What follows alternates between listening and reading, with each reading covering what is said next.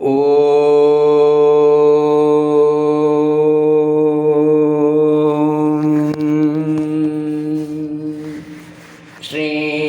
குருப்யோ நமஹ.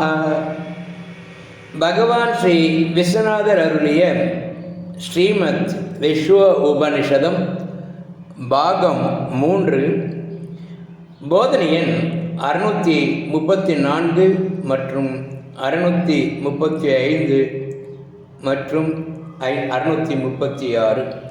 போதனை நாள் 1/1/1981 வியாழக்கிழமை.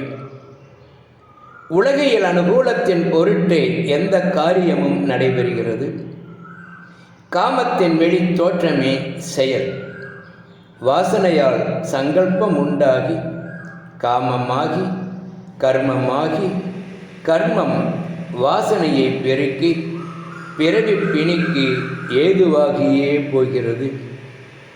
இந்த வாசனை நசிக்க சங்கல்பம் உதித்து காமம் ஆகாமல் இருக்க கர்மத்தில் செய்வோன் நான் என்னும் அபிமானத்தை நீக்கி சாட்சி பாவனை செய்து கர்மக்ஷயம் வந்து தப்ப முடியும்.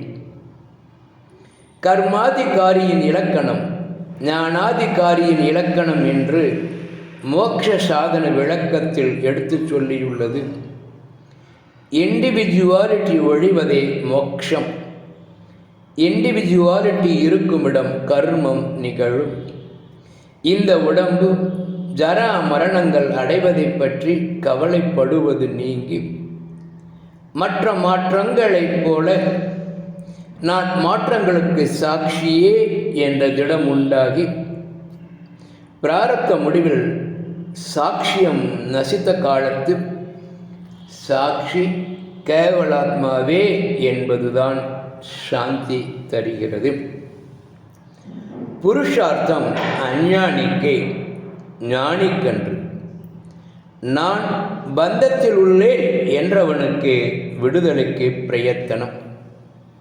தேகம் நான் அன்று என்ற திடம் வர அத்தியாசம் கற்பனை ஒழிய சாட்சி அபியாசத்தினால் வாசனை தேய்ந்து மாய்ந்து சிவமே ஆகிறது.